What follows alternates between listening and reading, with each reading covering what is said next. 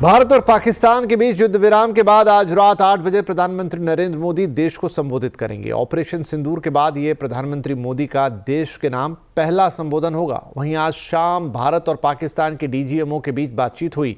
इससे पहले सेना ने एक प्रेस कॉन्फ्रेंस करके ऑपरेशन सिंदूर को लेकर कई बातें बताई। इससे जुड़े सभी अपडेट्स के साथ अब हमारे साथ जुड़ रहे हैं हमारे सहयोगी लक्ष्मण रॉय।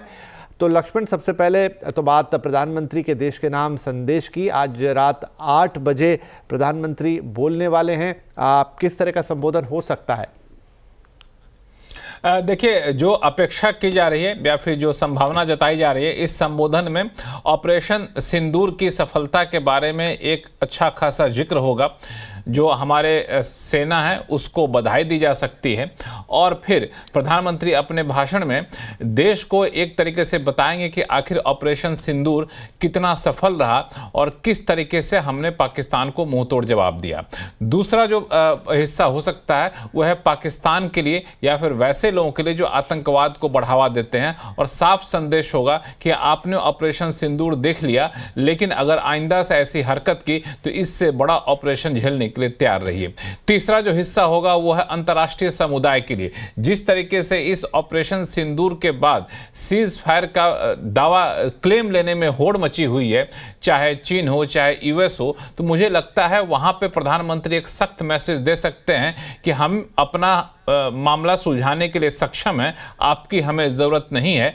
ठीक है, आप चिंता करते हैं, सबके जान माल की चिंता करिए, चाहे कश्मीर का मुद्दा हो चाहे पाकिस्तान का मुद्दा हो, हम खुद संभाल लेंगे, आप बीच में मत पड़िए। तो ये जो अटकलों का बाजार गर्म हुआ, वहां पे एक सख्त मैसेज अंतर्राष्ट्रीय समुदाय के लिए भी प्रधानमंत्री मोदी की तरफ से आने की उम्मीद की जा रही है। जी, इधर आज शाम को लक्ष्मण, भारत और पाकिस्तान के डीजीएमओ के बीच भी बातचीत हुई है। क्या अपडेट है इसे लेकर, और सेना ने अपनी प्रेस कॉन्फ्रेंस में और क्या कहा है?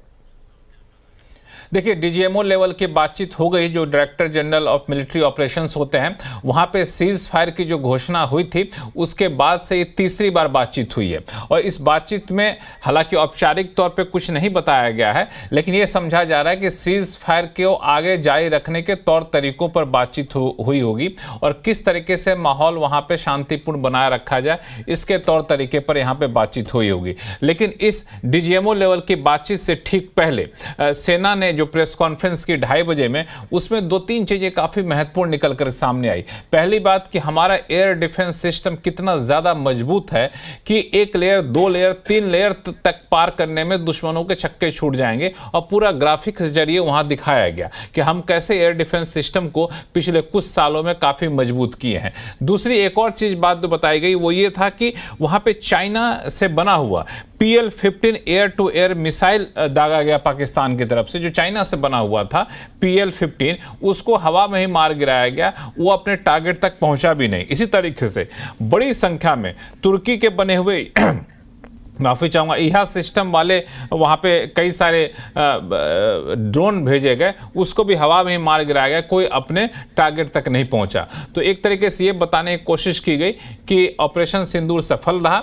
उसके बाद की जवाबी कार्रवाई भी हमने काफी मुंहतोड़ जवाब दिया, और ये भी संकेत था कि हम आगे भी आपको ऐसे ही मुंहतोड़ जवाब देने के तैयार हैं। और कुछ रामचरितमानस के दोहे के जरिए यह भी बताने की कोशिश की गई कि आप लोग वैसे नहीं समझेंगे, हमारा खौफ आपके अंदर बैठना चाहिए, तभी आपको आपका हमारे प्रति प्यार उमड़ेगा। जी बहुत धन्यवाद लक्ष्मण इस दोनों ही अपडेट के लिए। तो जैसा अभी लक्ष्मण भी बता रहे थे, आज रात 8 बजे प्रधानमंत्री नरेंद्र मोदी देश को संबोधित करेंगे और इस पर देश ही नहीं दुनिया भर के लोगों की नजरें होंगी। तो आज आवाज अड्डा में भी हम इस संबोधन के बाद प्रधानमंत्री के संबोधन पर चर्चा करेंगे। 7:57 से कार्यक्रम शुरू होगा। 8 बजे प्रधानमंत्री का संबोधन और उसके बाद उस पर चर्चा जरूर जुड़ेगा हमारे साथ। ऑपरेशन सिंदूर जारी है।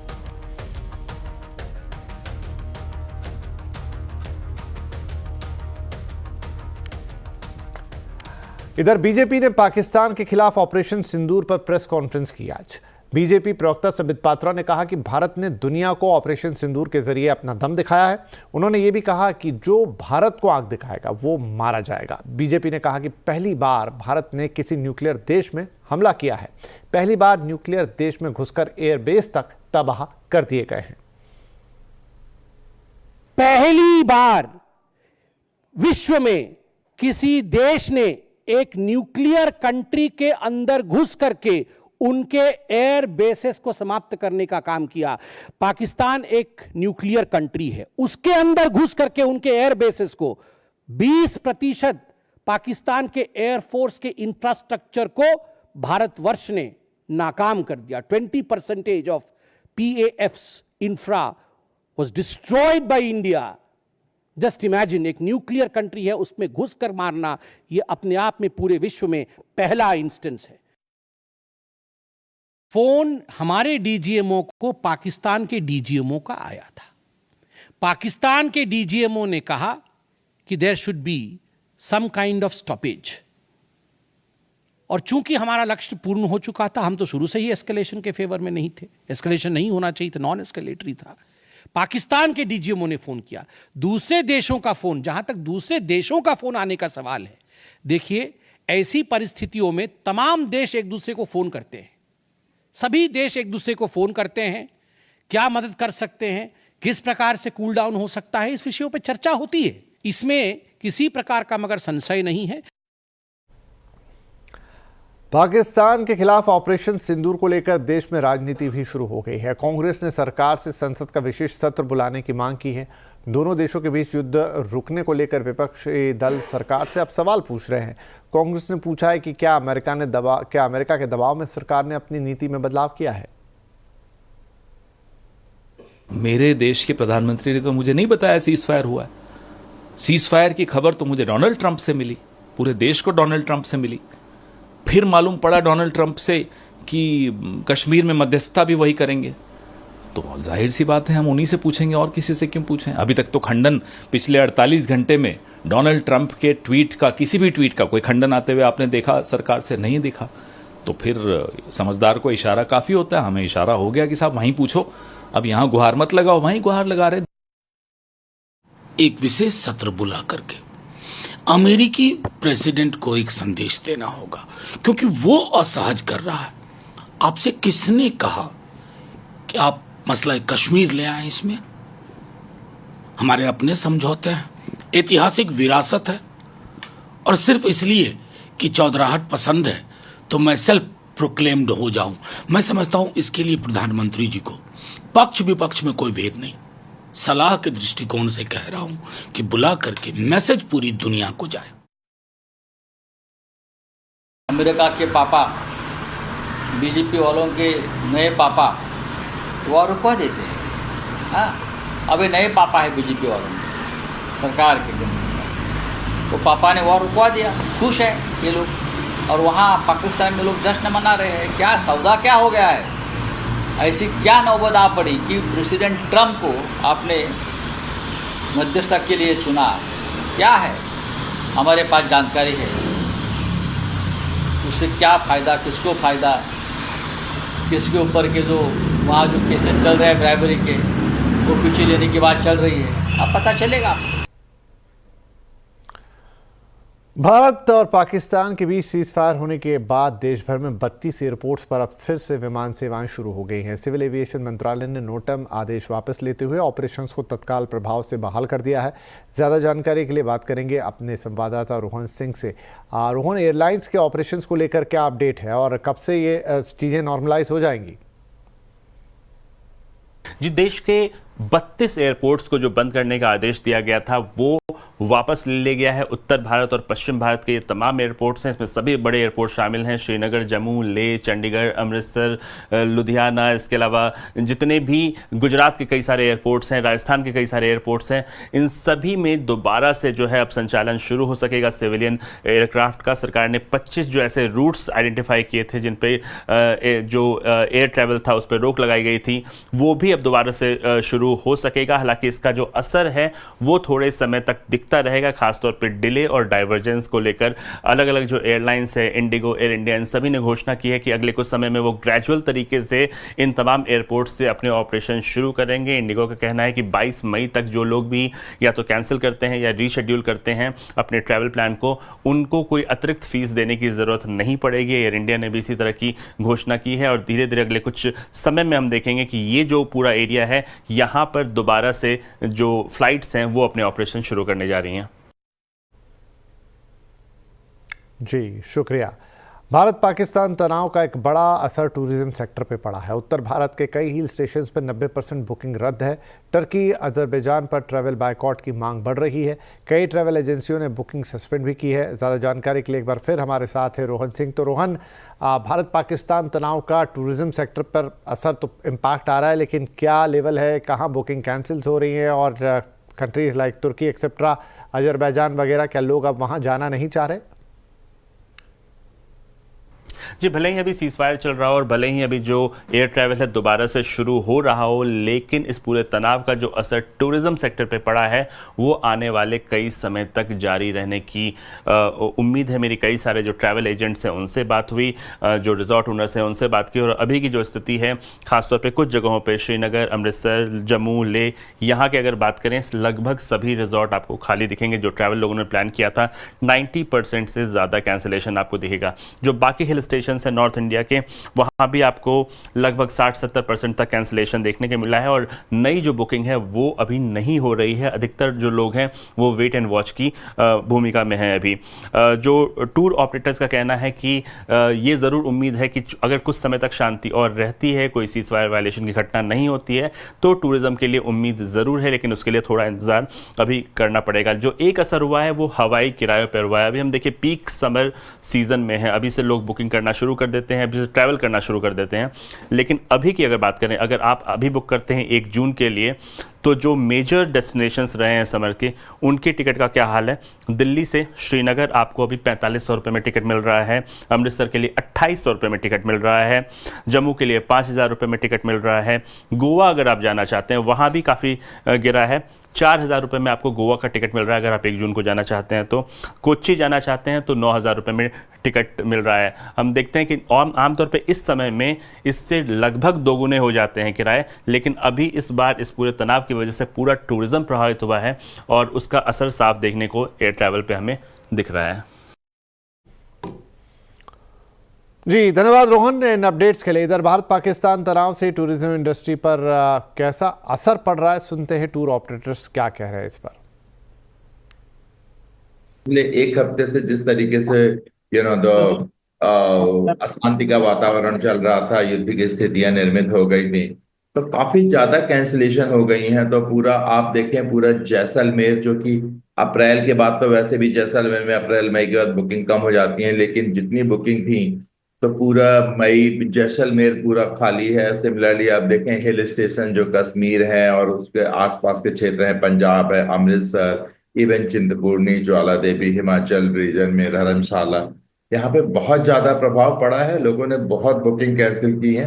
हमें जैसे ही ये जानकारी मिली कि टर्की न सिर्फ पाकिस्तान को समर्थन दे रहा है बल्कि हथियार और ड्रोन की भी सप्लाई दे रहा है और अजरबैजान इस स्थिति में उनका पूरा साथ दे रहा है, हमने बिना देर किए ये निर्णय लिया कि दोनों ही देशों के लिए हमारी ट्रैवल सेवाएं फिलहाल रोक दी जाएंगी। होटल्स और टूरिज्म सेक्टर टुगेदर एक साथ गेस्ट को कॉन्फिडेंस दिलाए, तो आई एम श्योर कि सब लोग ट्रैवल करेंगे। एंड उत्तराखंड, राजस्थान, व्हाटएवर हम जहां पे ऑपरेट कर रहे हैं, हम लोग जो देख रहे हैं वहां पे सब कुछ सेफ है। सीज़फायर अच्छे ग्लोबल संकेत से आज का बाजार जमकर झूमा। निफ्टी में 4 साल की बड़ी इंट्राडे तेजी रही। आज निफ्टी 917 पॉइंट चढ़कर 24,925 पर और सेंसेक्स करीब 3000 पॉइंट चढ़कर 82,430 पर बंद हुआ। Mid cap small cap index 4% से ज़्यादा चढ़े, तो वहीं बीएससी के सभी सेक्टर इंडेक्स में तेजी रही। डिटेल्स बता रही है हमारी सहयोगी कंचन नौटियाल। तो डेफिनेटली हफ्ते के पहले कारोबारी दिन हमें बाजार में एक अच्छी खासी रैली देखने को मिली है। आइए देखते हैं कि स्टॉक स्पेसिफिक रैली हमें कहां पे देखने को मिली है और कौन से शेयर्स में थोड़ा सा प्रेशर देखने को मिला है। निफ्टी के बढ़ने वाले शेयर्स की बात करी जाए तो अडानी एंटरप्राइजेस देखिए करीब 8% की बढ़त के साथ बंद हुआ है। इन्फोसिस में भी 8% का इजाफा, श्रीराम फाइनेंस 0.8%, ट्रेंड में करीबन हमें 8% की तेजी, 7% की तेजी देखने को मिली है। लूजिंग पॉकेट में देखिए केवल 2 ही शेयर्स हैं। सबसे पहला नाम आता है इंडसइंड बैंक का, जहां पे 4% तक का हमें प्रेशर बाउंड राउंड अप होता हुआ दिखाई दिया और सन फार्मास्यूटिकल 3.5% की गिरावट यहां पे भी देखी गई है। मिड कैप के बढ़ने वाले शेयर्स की बात करी जाए तो RVNL, इसकी FNO जून सीरीज में भी एंट्री हो गई है, करीबन 11.5% के गेन्स यहां पे। एस्कॉर्ट क्यूबोटा 9% और कैन फाइनेंशियल 9% और सुजलॉन में करीबन 8.25% की बढ़त देखने को मिली है। लूजिंग स्ट्रिक में बायोकॉन करीबन 1% की कमजोरी यहां पे, मजगांव में करीब 1, ग्लेन फार्मास्यूटिकल 1.25% और सोलर इंडस्ट्री में भी करीबन 0.25% का हमें प्रेशर आता हुआ दिखाई दिया है। IT में अच्छे मोमेंटम देखने को मिले हैं और फार्मा में एक प्रेशर रहा है। MK वेंचर्स के फाउंडर मधु केला ने मार्केट आउटलुक पर बात की। इस दौरान मधु केला ने कहा कि मौजूदा स्तर से बाजार बेहतर प्रदर्शन दिखाएगा, साथ ही प्राइवेट कैपेक्स में भी अब रिवाइवल की उम्मीद है। Only thing which is missing मैं बोलूंगा वो है प्राइवेट कैपेक्स। तो होपफुली उसमें भी अपने को रिवाइवल दिखना चाहिए। बाजार ब्यूटीफुल है, यहाँ पे बॉटम अप काफी सारी अपॉर्चुनिटीज है और ये जो भी वॉलेटिलिटी मार्केट्स में होती है कोई भी वजह से, इंडिया में इतना रेजिलियंस दिख गया है कि आपको अगर आपकी कंपनी के होमवर्क किया हुआ है तो ये वॉलेटिलिटी को अपने को यूज करके जो चीज पसंद है अपने को, जहां पे रियल रिस्क रिवार्ड अपने फेवरेबल है और जहां पे रियल में लेटर से प्राइस घट गए without only for sentimental reason, वहां पे लेने का अच्छा अपॉर्चुनिटी है। कोई specialised IT company rather than generic IT services company, जहां पे ग्रोथ नॉर्मल IT कंपनी से काफी हायर हो सकती है ना, हमारा ध्यान वहां पे है। वहां पे काफी सारी अच्छी कंपनियां हैं। अमेरिका और चीन के बीच ट्रेड डील पर सहमति बन गई है। फिलहाल 90 दिनों के लिए अमेरिका ने टैरिफ को 145% से घटाकर 30% कर दिया है, वहीं चीन भी टैरिफ घटाकर 10% करेगा।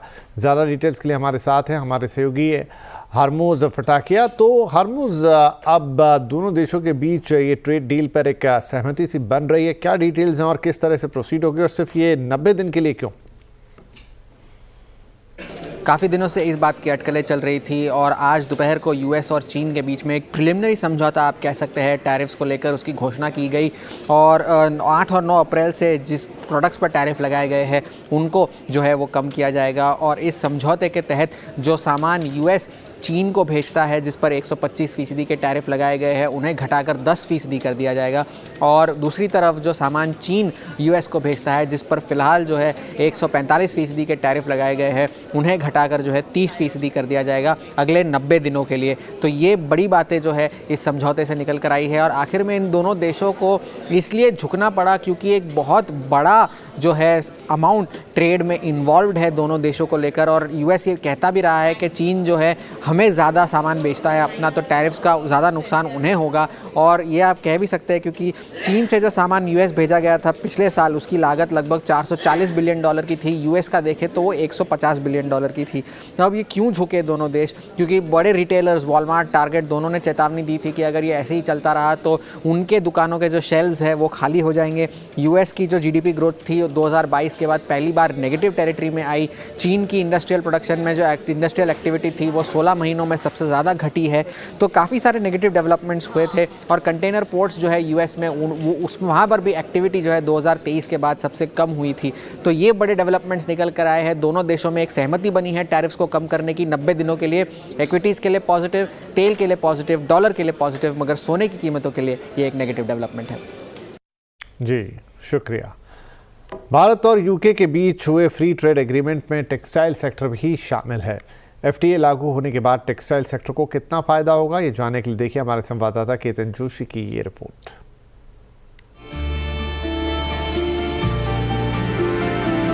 भारत से ब्रिटेन में निर्यात होने वाले 99% गुड्स पर आगे निर्यात शुल्क 0 हो जाएगा और इसका फायदा टेक्सटाइल सेक्टर को भी होगा। भारतीय निर्यातक ब्रिटेन में तैयार कपड़ा भेजने पर 12% निर्यात शुल्क देते थे, लेकिन नए एग्रीमेंट में 0 टैक्स के कारण UK में आक्रामक तरीके से भारत से निर्यात बढ़ेगा। तो अभी हमारा भी हम मतलब FTA होने से हम भी ड्यूटी फ्री माल UK में बेच सकते हैं और हम एक्सपोर्ट्स के अच्छे चांसेस हमको मिल सकते हैं कि जो हमको पहले नहीं था। अभी ब्रिटेन में तैयार कपड़ा का सिर्फ 6% भारत से जाता है। इसकी वैल्यू $2 बिलियन सालाना होती है। अब ये बढ़कर डबल होने की पूरी संभावना है। चीन, बांग्लादेश, वियतनाम, तुर्की जैसे देश हमें यूके में सीधी टक्कर दे रहे थे। इनके ऊपर ब्रिटेन 5 से 10% टैरिफ जारी रखेगा। इसका सीधा फायदा भारत को होगा। और अभी जो इंडिया का जो शेयर यूके का इंपोर्ट्स के अंदर जो क्लोथिंग एंड एप्रल्स का है, दैट इज अराउंड 6%। वो वी होप कि बाय द एंड ऑफ 2026 ये 12 से 15% का शेयर इंडिया का हो जाएगा। अभी इंडिया का जीरो ड्यूटी होने के बाद में India will going up to the 3rd position in very short time. ये हमारा मानना है और ये बहुत गोल्डन अपॉर्चुनिटी इंडियन एक्सपोर्टर्स के लिए कि टेक्सटाइल मार्केट में यूके में ज्यादा से ज्यादा अपना वो ग्राउंड बनाए। अभी भारत को अलग अलग मुद्दों पर चुनौती देने वाले इन देशों को अब यूके फ्री ट्रेड एग्रीमेंट के जरिए हम काफी अच्छी स्पर्धा दे सकते हैं। न केवल हमारा एक्सपोर्ट बढ़ेगा, लेकिन दुनिया के अन्य देशों में भी हम एग्रेसिवली अपना माल भेज पाएंगे। केतन जोशी, अहमदाबाद। चलिए यहाँ पर ले लेते हैं एक छोटा सा ब्रेक, लेकिन ब्रेक के उस पार कुछ और बड़ी खबरें।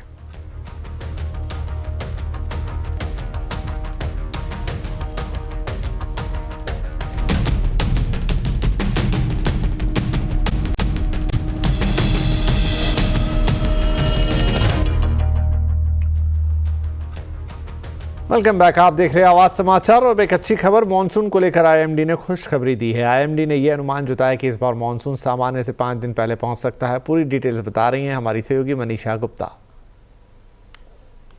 well, एब्सोल्युटली जहां तक मॉनसून की बात है, इस साल में हमने एक के बाद एक पॉजिटिव ही क्यूज आते हुए देखे हैं और जो लेटेस्ट आईएमडी की तरफ से ओवर द वीकेंड आया है उस प्रेस रिलीज के मुताबिक जो ऑनसेट है मॉनसून का, जो कि केरला से शुरू होता है, वो 27 मई को इस बार हो सकता है। तो क्लियरली ये जल्दी है। हम in any case pre monsoon showers यहाँ पर अक्रॉस इंडिया देखते रहे हैं। अनयूजुअल है दिल्ली में इस तरह इस समय पे बारिश देखना, लेकिन ना सिर्फ दिल्ली में बल्कि राजस्थान, गुजरात, वेस्टर्न रीजन, महाराष्ट्र में और इवन साउथ इंडिया में यहाँ पर काफी सारी बारिशें हैं जो कि आईएमडी मानता है प्री मॉनसून शावर्स हैं।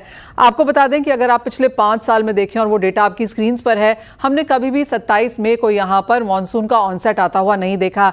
यानी कि इस बार ना सिर्फ मॉनसून अच्छा है बल्कि वो थोड़ा सा जल्दी भी है। और दोनों ही जो फोरकास्टर्स हैं, चाहे आईएमडी है या फिर प्राइवेट फोरकास्टर स्काईमेट है, दोनों का ही मानना है कि इस बार बारिश बेहतर हो सकती है। स्काईमेट ने 103% और आईएमडी ने 105% ऑफ लॉन्ग पीरियड एवरेज यहां पर फोरकास्ट किया है। यानी कि normal monsoon, above normal monsoon की एक्सपेक्टेशन इस बार यहां पर जताई जा रही है। आपको याद दिला दें कि इस बार हम 105% की मॉनसून की बात कर रहे हैं। पिछले साल यानी कि 2024 में मॉनसून 108% था और 2023 में 94% था। यानी कि पिछले 2 साल भी हमने नॉर्मल और अबव नॉर्मल मॉनसून होता हुआ देखा है और इस बार भी एक्सपेक्टेशन यही है कि बारिश अच्छी खासी रह सकती है। मॉनसून का ऑनसेट यहां पर जल्दी होने की उम्मीद है, लेकिन जून का महीना क्योंकि कंट्री कवर करने में लग जाता है तो बहुत ज्यादा बारिश की एक्सपेक्टेशन जून में नहीं है, लेकिन जुलाई एंड अगस्त यहां पे भरपूर बारिश वाले महीने रह सकते हैं। और माना यह भी जा रहा है आईएमडी की रिपोर्ट्स के मुताबिक कि अक्रॉस इंडिया अच्छी खासी रेंज की इस बार एक्सपेक्टेशन है।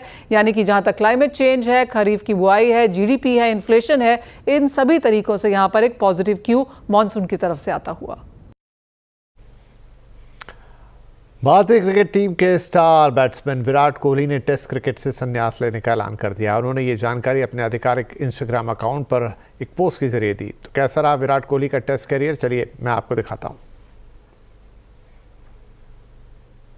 एक विराट टेस्ट करियर पर आज विराम लग गया और ये विराम लगाने वाला कोई और नहीं, खुद वो व्यक्ति है, किंग कोहली है, विराट कोहली हैं, जिन्होंने अनाउंस कर दिया है कि अब वो रेड बॉल क्रिकेट यानी टेस्ट मैचेस नहीं खेलेंगे। इन सफेद कपड़ों में अब वो नजर नहीं आएंगे टीम इंडिया के लिए खेलते हुए। खबरें ये भी हमने सुनी कि बीसीसीआई ने मनाने की कोशिश की कि अभी आप और खेलिए, लेकिन विराट शायद अपना मन बना चुके हैं। एक शानदार एक विराट सफर जो हमने देखा इस महान खिलाड़ी का, एक नजर उस पर डालते हैं, फिर ये भी देखेंगे कि आखिर ऐसा क्या हुआ कि उन्होंने ये निर्णय ले लिया। तो बहुत ही शानदार और विराट सफर ये रहा है विराट टेस्ट करियर। 123 मैच, उसमें 209 इनिंग्स और 9,230 रन का पहाड़। इस दौरान 30 सेंचुरीज लगाई, 31 हाफ सेंचुरीज उनके बल्ले से निकली और एवरेज शानदार 47 प्लस का एवरेज उन्होंने इस दौरान मेंटेन रखा। चलो इससे पता लगाइए उनके खेलने की स्टाइल। 1000 से ज्यादा चौके लगाए, सिर्फ 30 छक्के हैं, तो समझ सकते हैं किस क्लास के प्लेयर हैं जब वो टेस्ट खेलते हैं। टॉप स्कोर रहा 254 का अगेंस्ट साउथ अफ्रीका। पुणे में ये इनिंग्स आई थी और क्या शानदार इनिंग थी, नॉट आउट रहे थे इसमें। एज अ कैप्टन भी विराट कोहली बहुत निखर कर आए। देखिए टेस्ट में कैप्टन कोहली का रिकॉर्ड और चमकीला है। 68 मैच जिसमें से 40 में उन्होंने जीत हासिल की, ऑलमोस्ट 6000 के आसपास रन बना दिए, 54 का एवरेज यहां निकाला, लगभग 55 कह लीजिए उसे। 18 सेंचुरीज उनकी, माफ कीजिए 20 सेंचुरीज उनकी यहीं पर आई और 18 50s उन्होंने लगाई। मतलब जब वो कैप्टन थे तब शायद एक अलग जोश के साथ क्रिकेट खेलते थे। फिर ऐसा क्या हुआ कि किंग कोहली ने अब संन्यास का ऐलान कर दिया। अगर हम देखें पिछले 3-4 साल 2020 से अब तक की बात करें तो वो परफॉर्मेंस वैसी चमकीली नहीं रह गई थी। इस दौरान 2000 के आसपास रन बने हैं, एवरेज गिर के 30 के आसपास का आ गया, सिर्फ 3 सेंचुरीज उनके बल्ले से निकली है और कुछ और परेशानियां उनको आती रही, जहां पर उनकी जो एक चमक थी, धमक थी, वो शायद थोड़ी फीकी पड़ती हुई लग रही थी। लेकिन किंग कोहली कभी भी बाउंस बैक करते थे, पर अभी उनका खुद का निर्णय है कि अब वो टेस्ट क्रिकेट नहीं खेलेंगे। हाँ, वनडे क्रिकेट में उनका जलवा जारी रहेगा। तो अब किंग कोहली को हम टेस्ट में तो नहीं खेल पाएंगे, लेकिन जैसा कहा वनडे और फिलहाल आईपीएल में तो उनका जलवा बरकरार ही है। तो चलिए इसी के साथ एक छोटा सा ब्रेक यहां लेते हैं। ब्रेक के उस पार आपके लिए कुछ और कार्यक्रम, लेकिन याद रखिए रात 8 बजे प्रधानमंत्री मोदी का संबोधन देखना ना भूलिएगा CNBC आवाज पर और हमारे सोशल मीडिया हैंडल्स पर। अब से बस आधे घंटे के बाद इसकी शुरुआत हो रही है।